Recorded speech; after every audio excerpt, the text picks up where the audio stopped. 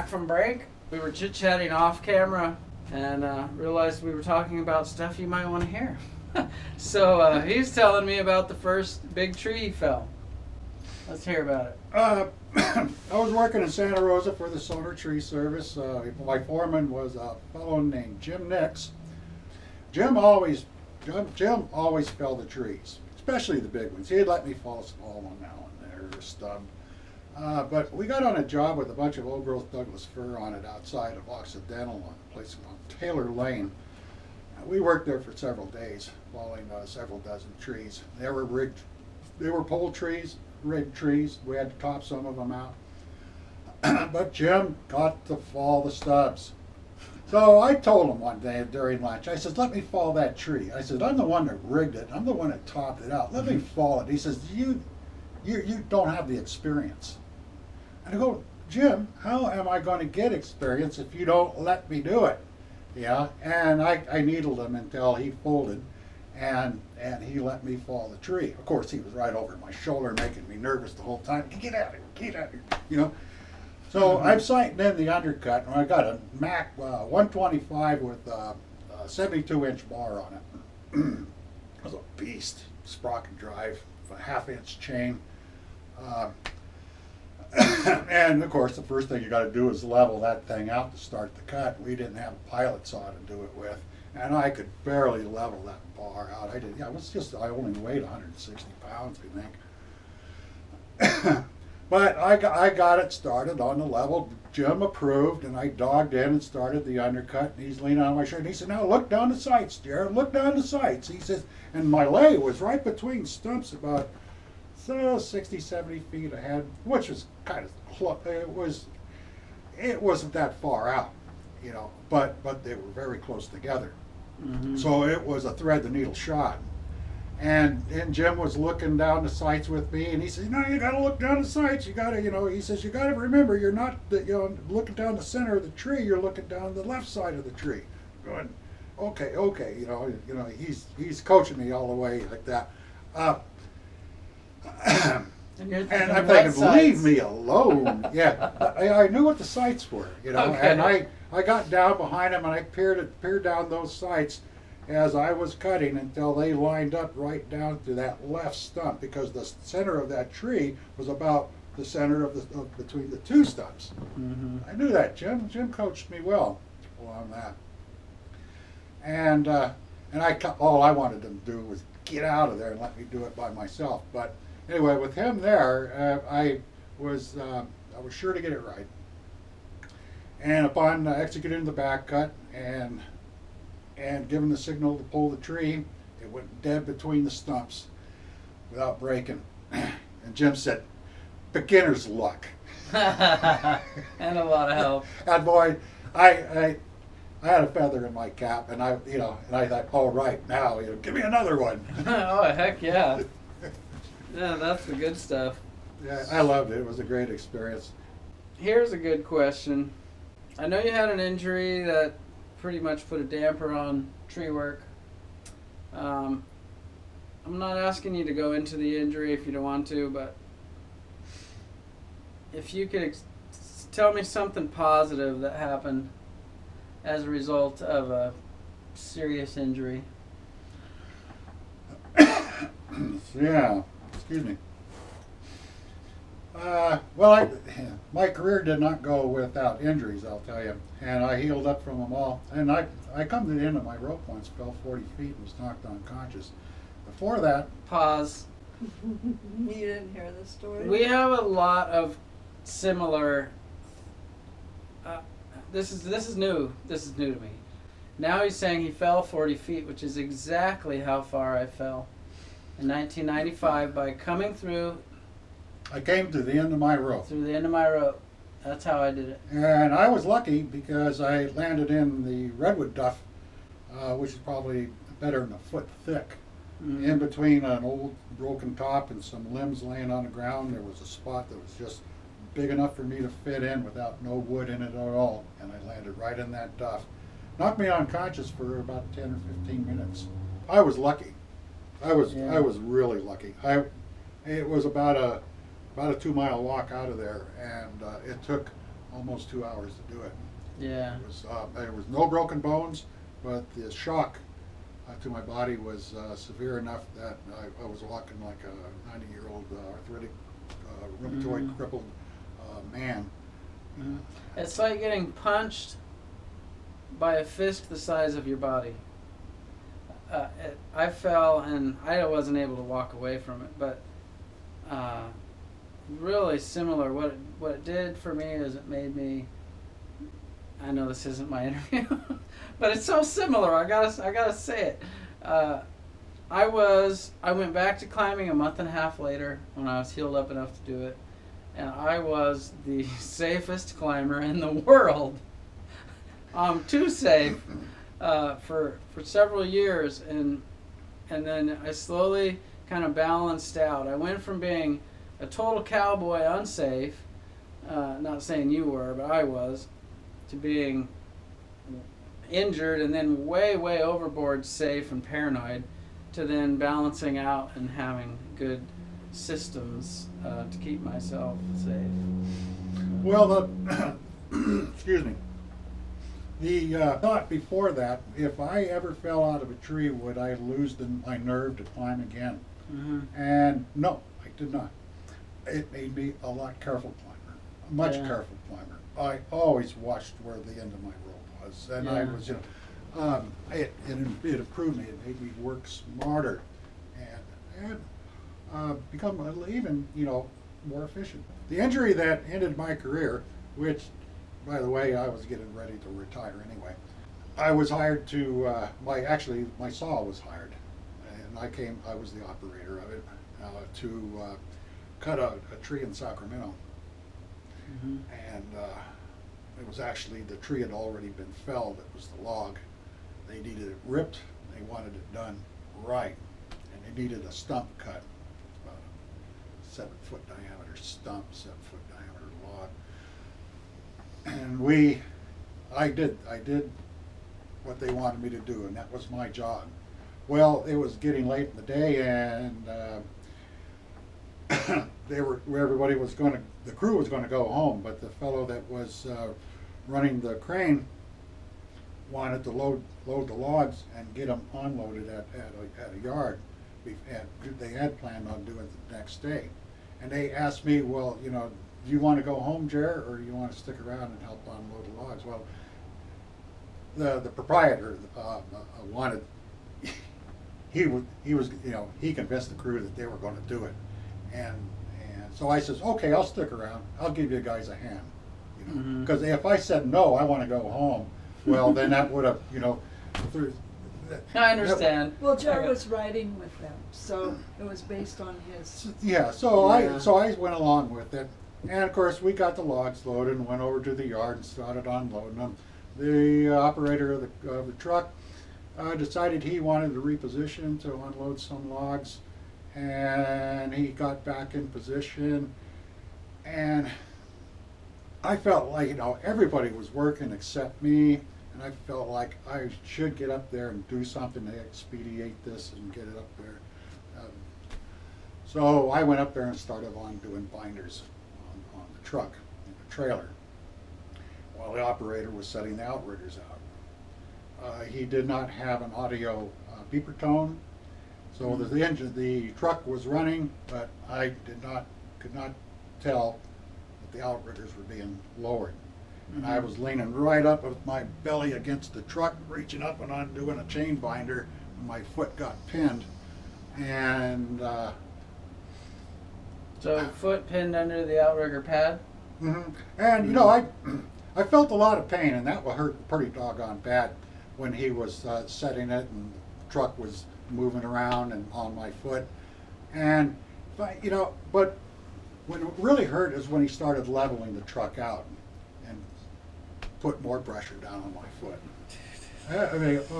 I was howling to be heard, but he couldn't hear me because he was deaf and the truck was at a high RPM.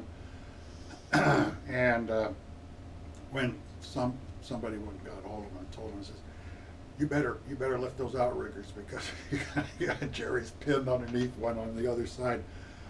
Oh, it was terrible. that Yeah. ended my career. I lost 3 toes out of it and got a neuropathy, major nerve damage. Mhm. I can't wear a spur. I can't stand in spurs from it. I can't even Mhm. stand on the rung of a ladder for more than 30 seconds because of the nerve damage. And so, and I was a production spur climber. Right. And there it ended. And I was laying at home wondering, what was I going to do? You know, Terry and I just got married, and what are we going to do here to make some money? I had about 7 years of helmet cam video archived in tapes, DVDs, that I was planning to make educational video series on how to do tree work. Educational video series on how to do tree work. Since I had all this spare time and I had the computers already. So this is a question responding to, did anything good happen from an injury? It took 1 year for me to get the video series 1 out, and that's through entering the tree, throw line techniques and entering the tree. It proved a very good seller. They took off right away, and it couldn't happen at a better time because we really needed the money. Oh, bad. And, Newly married, newlyweds. Yeah. Boy, that's a tough thing to go through right after getting married, huh? I was seriously wondering what we were going to do, how I was going to make ends meet, and being laid up and not being able to work was had really had me worried. Mhm. Yeah, I got the Working Climber series off the ground, and right now I'm doing better through the sales of my books and my videos than I was when I was working. It did a complete turnaround. I would never have guessed it, but it did. Hmm. And the only way it did it was flat determination of sitting down and doing it. Yeah, you couldn't leave. I had to do something. Wow. It And- saved him emotionally. It saved him to overcome everything that had happened to him and changed his life. Maybe even some stuff in the past. To produce Working Climber. It Mhm. saved him. So how was it on the new marriage? Terry was worried. Mm-hmm. We bonded pretty deep on that accident. I was Mhm. his caregiver, and we went through some tough times. Mm-hmm. And he was home, so you had more time together. It made Sorry our to go marriage- so deep on y'all, guys, but Well, it's real stuff. Yeah, Butch Below had this, just a couple of months before I had my accident. Butch Below had Treehouse, a crane accident. masterblasterhome.com. Got his right foot crushed Mhm. by a sling. A sling had slipped on a pick, and on a stump cut. When they picked up the cut, moved it over, it dropped on his foot. Ouch. And that's something there is that much of your foot always seems to get in the way of stuff when it drops. You know, I feel like pulling my feet in right now. I don't know. curling up your toes anyway. Yeah, my feet are still okay. And so Butch heard about what happened to me, and he contacted me. The members of the Treehouse in 2007, right after that accident, they donated a saw and put it up for auction to send me the proceeds of the auction. Cool. Of course, the saw sold for twice as much as it was worth, you know. And you know, this is a forum, people that I didn't even know, but Mhm. they did this for me. They knew of you for sure. And I told him, I asked Butch, I says, I said, I'll never be able to run my big saw again, not in earnest. I says, I'll put it up for auction if somebody would like to buy it. And that was the 090 that topped out the Rockport tree. Is that the one that Willie Gang has? Yes. Mhm. Uh-huh. Good job, Willie. Well, that caused an immediate sensation on the Treehouse. And inside of a week, bids were going up into a couple $1,000 range. So, this one fellow, a young fellow from Mississippi, called Carl Rutherford, lumberjack, LJ, his screen name. He lambasted all their bids and put one up there for $5,000. And Needless to say, it upset most of the more members of the forum that, because it just knocked the socks off their bits. They wanted to play it out a little bit to see where it would go, and well, anyway, Carl got the saw. Go, Carl. Carl says, he says, I really don't want the saw. He says, I'm going to send it up for auction again, and whoever gets it, we'll get it. Wow, And- classy guy. and, yeah. He's all class. So Carl put the 090 up for auction again, and That's how Willie got it. that's how Willie got it. Yeah. Ah, So that saw's got a lot of history behind it. sure does. And it's right here in Oregon now. Yes, it is. Yeah, only about 30 miles away from me. I think it would be smart to talk just a little more about the Working Climber series. This is, man, it's a beautiful project. Where can we get this? You can get the Working Climber video series through Bailey's Mhm. Incorporated, Westspur Incorporated up in Bellingham, Washington. Bailey's is out of Woodland, California, and through Tree Stuff. Awesome. This is epic content. I'll show some of the content in the Well, video. in a nutshell, 4 video sets, 12 discs, How many hours? 22 hours. 22 hours. How much does it cost? They retail for $79.95, but the resellers will list them. They'll put them on sale, especially around this time of year.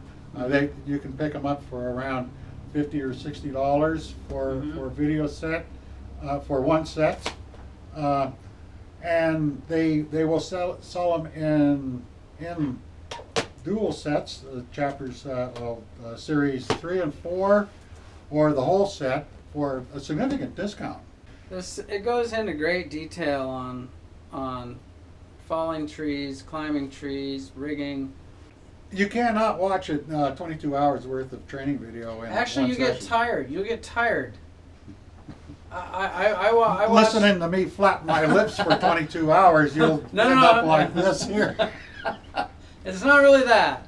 It's just that there's a lot of work going on. There's a lot covered, and you'll have to back up. Your and- brain fills up. That's what it is. Your brain. Maybe I'm not that smart, but I feel like I sit there and watch these things, and my brain fills up, and I just got to take a break for a while because it's just really good stuff. Gotta young climbers out there, maybe not heard of it. Man, you got to get your hands on a copy of this. Working Climbers series. Working Climber series, treestuff.com. I think Bailey's helped out with this book too. Yes, could have been done without them. Mm-hmm. Thank you, Nick and Bill. So Judith. that was cool. Let's go on to. He's got a new book. The new book is in a format just like High Climbers. It's a coffee table book, full color, but it's about second growth redwoods, basically second growth trees. A second growth forest near Fort Bragg called Navarro Redwood State Park, which was originally logged in the 1860s, which makes the redwoods in there, the second growth redwoods in there, approximately 150 years old today. And they're spectacular. There's trees in there that are average 7-8 foot in diameter by over 260 feet tall. Some of the forest settings in there you would not be able to tell them from old growth, except for the old growth stumps that are in there, which the second growth trees are almost as big as the old growth stumps are already. And the premise that forest activists and environmentalists present that a forest once logged is gone forever, it'll never recover back to a climax condition or an old growth condition. That's the premise of I countered what they say, because Navarro Redwoods proves it can come back, and it does, and it can do it faster, much faster, than anybody ever realized.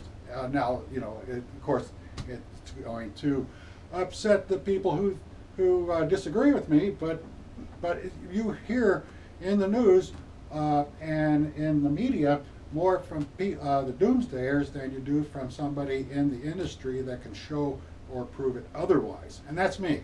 I feel like I need to tell the world about how these forests can recover. They're dynamic, they're resilient. They may have been logged over, but they can recover to become an old growth forest again. Mm-hmm. Awesome. They're altered because, they're a second growth, but they'll just give it time. It will come back. Navarro redwoods proves the point that I want to get across in that respect.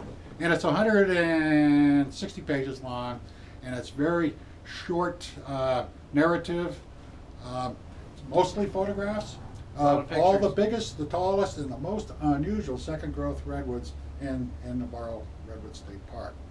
So it was a labor of love, and now I'm going to get back to more constructive writing and get off my bandwagon and my rants. Mm-hmm. Okay. Because I get up on saying, no, this is the way it really is. Mm-hmm. Don't listen to the doomsdayers.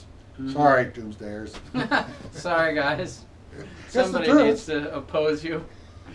Okay, so finally, what advice would you give some new climber, some like really zealous guys like how we were? We were like, let me climb that thing, Like me, I started my own company so that I could climb because nobody would let me climb. Jerry's in Vietnam. By the way, my dad was in Vietnam. He was a pole climbing guy in Vietnam, same as Jerry. I thought that was interesting. But what advice would you give a new zealous climber, somebody who would hoover up these books and videos and wants the new gear and is looking for a chance to climb a tree? What would you tell them? Well, my advice is to get as much educational material as you can and draw your own conclusions on it. Weigh it out, because what some people say in their educational videos and books, if you're doing it any other way than the way we say it, you're doing it wrong. I do not say that in my videos and books. I cite the reasons why you might do it another way, which, of course, many others say is the wrong way. But I cite the reasons why they say it's the wrong way, and I'll let you make up your own mind whether it is or not. So Jerry's advice is wisdom and a multitude of counsel. So that's the kind of advice I trust. So I guess that ends it. So I'll take this time to say thanks to Terry, thanks Jerry, and thanks for service to the country, to the industry. Thank you, August. And Thank thanks for... Thank you for the hospitality and the introduction and all the support. Really appreciate it. It's My an honor. pleasure. It's an honor to be here in Grants Pass with you. Well, Thank you. This is a bucket list event for August Haneke. Thank you again.